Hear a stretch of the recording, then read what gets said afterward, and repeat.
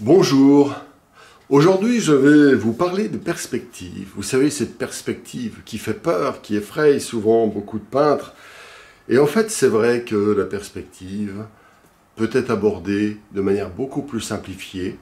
Et je vais, tout au long de cette vidéo, essayer de vous donner envie d'utiliser ce merveilleux outil qui n'est pas que mathématique, mais qui est aussi la perspective des couleurs, la perspective de la netteté, la perspective psychologique, qui va vous permettre de créer sur 2 dimensions un véritable univers qui en a bien plus que 3. À la fin de cette vidéo, si vous l'avez apprécié, vous pouvez m'aider énormément en appuyant sur le pouce bleu, en partageant, en vous abonnant, en commentant, je serai très heureux de vous répondre.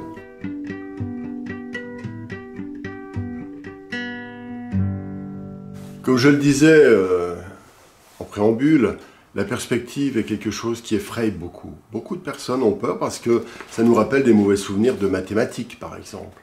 La règle de 3, des tas d'éléments qui posent problème en général.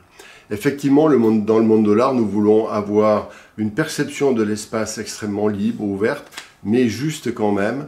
Et donc, il va falloir trouver un moyen d'utiliser cette perspective sans se prendre la tête. Voilà, donc on va commencer. Mais avant toute chose, un tout petit mot. La perspective, c'est un mot qui vient du 6e siècle. C'est Boès qui l'aurait inventé, et il l'aurait relié à la notion d'optique, tout simplement. Et c'est seulement à la Renaissance que des peintres ont essayé de structurer mathématiquement l'espace. Ça a été une vision très, une véritable transformation. Auparavant, il existait une perspective qu'on appelle la perspective signifiante, qui fait qu'on donnait une taille aux éléments et aux objets d'un tableau en fonction de leur importance, je dirais, psychologique. Par exemple, dans les icônes, lorsqu'on représente la Vierge ou le Christ, il était beaucoup plus gros, bien entendu, qu'un saint. Il y avait une hiérarchie, en fait, quelque part. Donc, voilà donc on est passé de cette perspective signifiante à une perspective mathématique. Mais, au cours du temps, la perspective a énormément évolué. C'est-à-dire qu'on s'est rendu compte qu'il y avait des tas d'ingrédients qui s'ajoutaient. Par exemple, la perspective des couleurs. Et bien sûr, ces perspectives n'étaient pas forcément toujours parfaitement décrites et identifiées précisément, mais malgré tout, on cherchait à la faire entrer dedans. Par exemple, la Joconde, vous regardez son paysage derrière, et bien vous avez une perspective des couleurs très intéressantes, c'est-à-dire que le paysage est très flou, plus on va vers les lointains, ou une perspective de la netteté, évidemment aussi, plus c'est plus flou, et les couleurs sont de plus en plus légères et douces à l'arrière. Donc en fait, il y a plein d'éléments qu'on peut qualifier de perspectives, qui sont assez simples finalement, mais qui sont, en étant mélangés, source de beaucoup de confusion. Dans toute l'histoire, on a parlé de plein de perspectives, mais je vais juste dire ça pour l'éliminer, parce qu'on va venir à ce que j'appelle les 4 perspectives après. Mais on peut dire qu'il y a eu la perspective signifiante, la perspective mathématique, mais il y a eu aussi la perspective de mouvement. Puis ensuite, la perspective paradoxale. Je ne décris même pas, parce que ce serait long. Et puis, par exemple, dans le théâtre, il y a la perspective forcée, c'est-à-dire que comme vous voyez, il y a une perspective qui est exagérée. Donc il y a des moyens de travestir, modifier, amplifier, diminuer la perspective en fonction d'un objectif particulier. La perspective, la vraie définition, c'est en fait l'analyse d'une vision, d'un espace ou de plein de choses en fonction d'un point de vue, le vôtre. Et c'est ça qui va nous intéresser maintenant. Alors tout le monde connaît la fameuse perspective géométrique. Notamment le fameux cube, on nous a toujours fait faire un cube, et d'ailleurs c'était un bon exercice, je le conseille toujours pour comprendre. Ce cube pouvait avoir un point de fuite, ou 2 points de fuite, ou 3 points de fuite. En fait, ces points-là, je vais les analyser dans mes formations, je ne vais pas le faire dans une vidéo YouTube. Enfin, vous les connaissez, la perspective aérienne où on voit le point de fuite qui est dans le ciel, comme quand vous regardez un immeuble, quand vous êtes au pied d'un très grand immeuble, à 2 dimensions, quand vous avez un objet qui est un peu pris, par exemple un cube qui est pris non pas de face comme ça, où le point de fuite va être derrière moi, mais un point de fuite, il y a 2 points de fuite là dans ce cas-là, un qui va donc avec ces 2 lignes-là et les 2 parallèles ici dans un autre point de fuite, etc. Ça vous connaissez. En fait, cette perspective géométrique va mettre en profondeur, donc en 3 dimensions, ce qui n'est qu'en 2, notamment votre feuille ou votre toile. Et ça, c'est un peu magique. Et en fait, quelque part, on essaye de rendre cohérent et objectif quelque chose qui est très particulier. Par exemple, on a voulu nous faire croire que ce découpage en 3 dimensions, grâce à la perspective mathématique, était une forme de réalité. En fait, ce n'est qu'une interprétation. Parce que lorsque nous regardons le monde, je le dis souvent, en fait, tout ce qui apparaît dans vos yeux, ce sont des petits pixels qui passent par votre nerf optique et qui va dans le cerveau. Et l'image que vous voyez n'est qu'une recréation complète de l'espace. Et il y a une sorte d'interaction entre la structure même de votre conscient, de notre cerveau, qui est né après des milliards d'années, qui a identifié la verticale, l'horizontale, des tas d'éléments, des tas d'ingrédients. Et ces éléments-là se recombinent pour, à partir de quelques éléments extérieurs, recombiner une image. Et là, il y a un mystère, et je voudrais, tout en reconnaissant une relative objectivité de la perspective mathématique, je vous renvoie quand même à ce mystère de la conscience du volume de tout ce que nous voyons. Et c'est là qu'il y a, à mon avis, un énorme trou que l'on ne peut combler que par une forme de perception presque méditative du monde.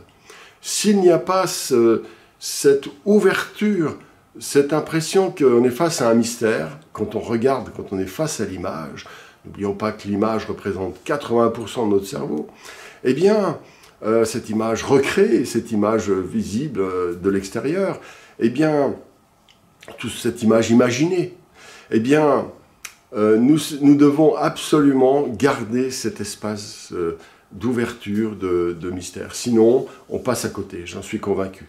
On ne peut pas expliquer le monde, il est trop vaste, trop mystérieux, trop waouh, il n'y a pas que 3 dimensions, il y en a sans doute beaucoup plus. Il existe une deuxième perspective, la fameuse perspective des couleurs. Alors, là, elle est relativement simple, celle-ci, mais toujours avec le mystère dont je parlais tout de suite. Hein. Mais malgré tout, techniquement, elle paraît plus simple. C'est-à-dire, plus les objets sont proches de vous, et plus ils sont colorés. Plus vous vous éloignez, et plus ce même objet dans le lointain paraîtra doux. En fait, il va perdre son intensité, sa saturation de couleur.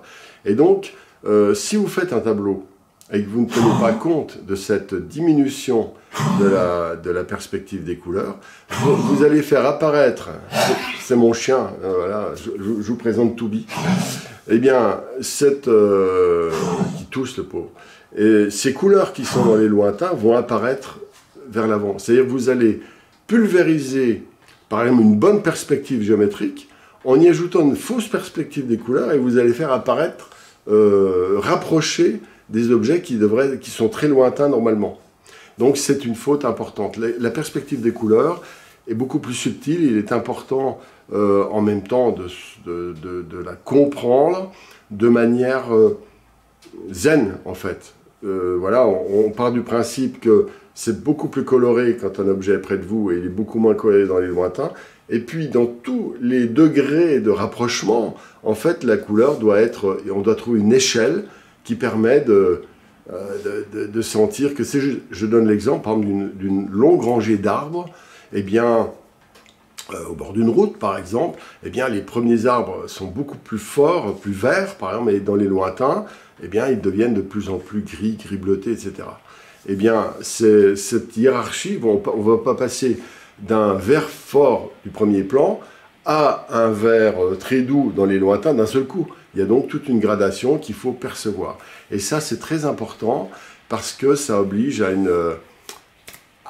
une belle compréhension d'une autre forme de perspective absolument nécessaire et qui est souvent mal comprise. Il y en a une autre aussi de perspective, j'appelle ça la perspective des nettetés. Par exemple, même si vous avez une perspective géométrique juste, une perspective des couleurs juste, si vous faites un objet très lointain, de manière très coupée au ciseau, je dirais, avec, comment dire, un trait très net, eh bien vous allez aussi faire revenir l'objet qui était dessiné ainsi vers le premier plan. Et c'est une source aussi de problème, parce que si vous faites ça, vous pouvez avoir une perspective juste des couleurs, disais-je, et une perspective mathématique juste, mais malgré tout, vous créerez un malaise, parce que le cerveau, justement, je parlais du cerveau du spectateur, qui va voir cette netteté, va se dire « Ah, netteté égale près ». Et donc, ça va pulvériser votre rapport de perspective globale. Et puis ensuite, j'y ajoute une dernière perspective, mais qui se rapproche de la perspective signifiante dont je parlais, c'est-à-dire, vous savez, lorsqu'on met des personnages plus grands en fonction de leur importance psychologique, hein, c'était valable dans l'icône notamment, disais-je. Eh bien, cette perspective psychologique est très importante. Par exemple, si vous faites un paysage, et puis qu'au loin, vous mettez un tout petit personnage qui fait 5 mm. Vous avez un grand tableau, même voilà, un grand tableau comme celui-ci, mais vous avez plein de choses, une perspective des couleurs, perspective donc géométrique, une perspective de la netteté, tout va bien, mais vous mettez un tout petit personnage de 5 mm dans un tableau aussi grand que ça, mais en plein milieu comme ça. Eh bien, on ne verra que cela. C'est-à-dire que certains éléments, et donc comme dans la perspective signifiante, certains éléments sont tellement forts psychologiquement, les personnages, ça peut être des éléments terrifiants, par exemple, hein, on peut imaginer... je vais donner quelque chose qui n'est pas rigolo, j'ai vu une photo d'un homard, un tableau d'un homard une fois, et en fait, il y avait ses antennes, mais c'est très cruel. Et dans ces antennes, en fait, étaient faites par deux épingles plantées dans les yeux du homard. Vous imaginez, c'est horrible. Eh bien, c'est ce que j'appelle la perspective psychologique, parce qu'on va ramener ça au premier plan, on va voir que ça. Notre conscience, qui va être quelque part perturbée par cet élément bizarre et violent, ne va voir que ça. D'accord? Donc, ces 4 perspectives, je répète, géométrique, perspective des couleurs, perspective des nettetés, et perspective psychologique. Alors, est-ce à dire qu'on doit les faire toutes les 4 parfaitement, bien calées, etc. Eh bien, j'aurais envie de dire non. En fait, chacun fait comme il veut. Vous êtes les empereurs d'un territoire de vos chaussures, je vous rappelle, et vous avez le droit de rater dans la joie. Mais, quelque part, justement, notre personnalité de peintre consiste à jouer avec ces perspectives, entre autres. Je ne vais pas parler de la couleur et tout le reste, mais c'est pareil aussi. On va pouvoir réinventer et mettre en scène, créer des chemins de connexion dans le tableau qui vont se faire justement parce que nous avons fait quelques petites transgressions. Par exemple, l'exemple du petit personnage au loin, si je veux mettre en valeur ce personnage, je peux le rendre un peu plus net qu'il pourrait être, en plus du fait qu'il soit en plein milieu, un tout petit peu plus coloré que ce qui devrait être, et donc automatiquement je vais le faire, je lui donner plus d'importance. Au contraire, par exemple, je peux jouer facilement avec, comment dire, on peut faire disparaître des choses. Par exemple, souvent dans les contours de mes tableaux, je mets des voiles pour diminuer leur impact coloré, même si ça ne justifierait pas dans la rigueur de la compréhension de la perspective. Par exemple, une couleur, un objet qui est situé sur un côté ou au milieu, si je suis en face, que l'objet soit là ou là, il aura sensiblement la même couleur. Par contre, je peux, dans la peinture, le rendre plus doux, diminuer sa couleur, le faire pourquoi pas un tout petit peu plus petit, le cacher un petit peu, juste pour lui donner moins d'importance. Donc on peut jouer grâce aux perspectives sur l'importance que l'on donne à tous les espaces du tableau, à tous les objets du tableau. On revient donc à la fameuse perspective signifiante. Voilà. Mais pour faire ça correctement, je pense qu'il faut comprendre d'abord de manière correcte les 4 perspectives. Il faut que la perspective ne soit que le support de votre spontanéité. Sinon, on n'est plus dans le domaine de l'art. En musique, c'est bien connu. Le but n'est pas de faire 50 notes à la seconde et puis d'appliquer exactement la partition. C'est justement cette capacité d'improvisation. Mais je prends l'exemple de la musique pour la perspective. C'est parce que les musiciens connaissent parfaitement les gammes de musique, le tempo, la justesse, etc., qu'ils peuvent improviser. Et donc, quand on connaît un peu de perspective, comme je le disais, géométrique, on va pouvoir légèrement la travestir, pas la travestir, la modifier. Quand on connaît un peu la perspective des couleurs, on va pouvoir jouer un petit peu avec, etc., pour les 2 autres aussi. Donc, ce qui fait que j'invite à étudier ces 4 perspectives un peu, ne cherchez pas à être des experts en perspective, juste un peu, suffisamment pour pouvoir bidouiller et vous amuser. Parce que si vous vous amusez, petit à petit, vous interrogerez la perspective et vous la ferez naître à l'intérieur de vous. Effectivement, le but n'est pas d'accumuler du savoir sur la perspective, mais de comprendre la perspective. D'ailleurs, en neurobiologie, il est dit que le fait de savoir des choses sans les comprendre détruit le cerveau. Alors que comprendre les choses fabrique d'innombrables connexions dans le cerveau. Et voilà pourquoi il est si important de comprendre la perspective et non pas savoir des choses sur la perspective. D'accord? Ça, méditez un peu là-dessus, vous verrez, moi ça m'a fait tilt quand j'ai étudié ce sujet-là il n'y a pas très longtemps. Avant de regarder ce tableau et un autre, je vous invite à vous amuser avec la perspective et surtout à la regarder quand vous promenez. Quand vous promenez dans la rue, vous dites, ah, tiens, comme ci, comme ça, tiens, là c'est marrant les lignes. Et puis vous dites, ah effectivement, la couleur là-bas, quand on va dans les Hauts-de-Vosges par exemple, on le voit évidemment, on dit, ah tiens, en effet, et puis on se rend compte de la netteté aussi, donc perspective des couleurs, de la netteté, et puis on voit un tout petit château perdu sur une colline à 3 km, et puis on se dit, waouh, la vache, et on ne voit que lui, alors qu'il est à peine visible, dans la brume, etc. Là, la perspective psychologique. Donc, observez ces 4 perspectives tout autour de vous, tout le temps. Vous deviendrez peintre en permanence, et vous ferez beaucoup de progrès, vous vous entraînerez tout le temps, n'est-ce pas? Donc le but, c'est d'arriver à un stade où vous allez interpréter à votre manière les perspectives. Et donc, je vais vous montrer sur ce tableau, par exemple, comment j'ai géré le problème des perspectives. J'espère que le son sera aussi bon. Voilà. Alors en fait, voilà, ça c'est un tableau qui a des objets qui sont en perspective. Hein, on voit par exemple ici, là, etc. Il y a des perspectives lointaines, et puis il y a des objets qui sont presque à plat comme ça. Même si individuellement, les fleurs par exemple sont un peu en perspective. Et puis il y a des éléments à peine visibles, mais qui n'ont rien à faire là. Par exemple comme cet oiseau. Eh bien, qu'est-ce qu'on a ici? On a un peu de perspective géométrique.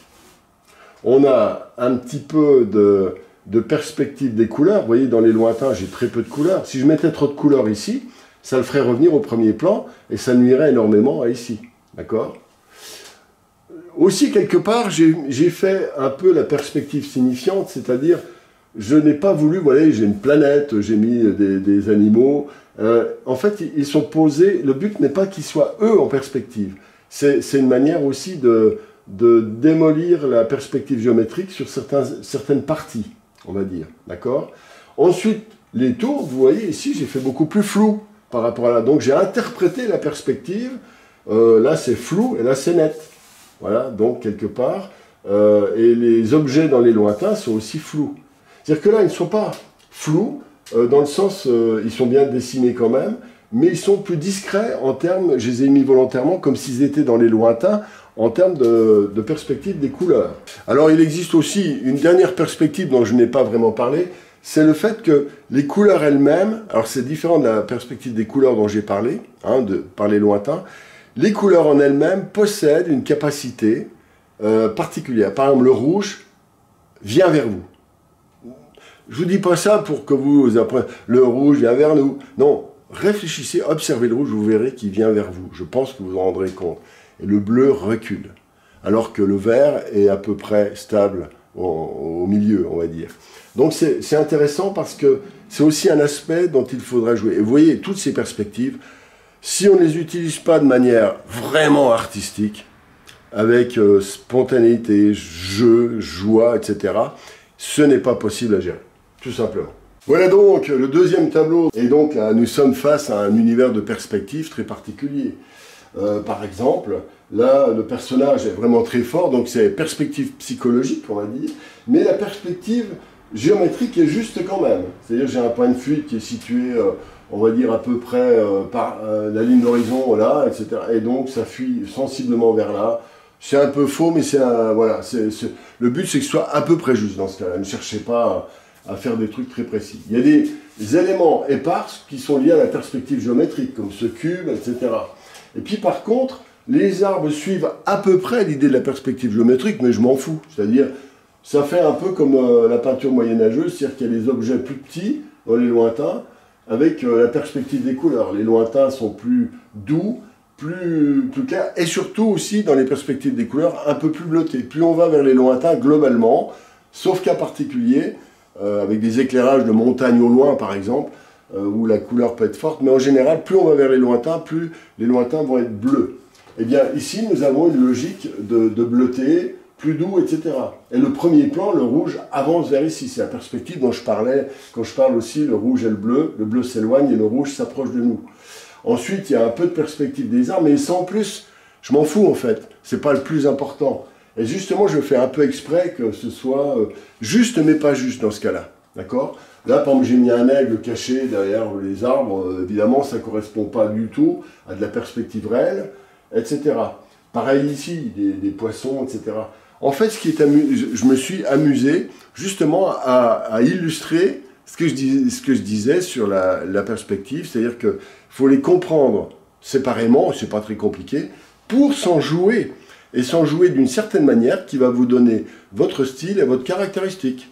N'oubliez jamais, quand vous faites travailler sur la perspective, que c'est votre cerveau qui refabrique l'image que vous croyez voir, tout simplement. Voilà, c'était un petit peu la conclusion.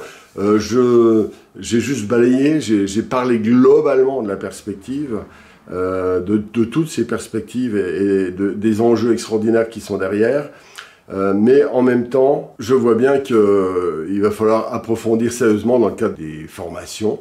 Et je n'ai juste que suggéré. J'espère que j'ai titillé votre curiosité et que vous aurez envie d'aller plus loin. Alors je vous invite toujours, hein, le pouce bleu, le commentaire, surtout vous abonner. Vous êtes nombreux à ne pas être abonnés.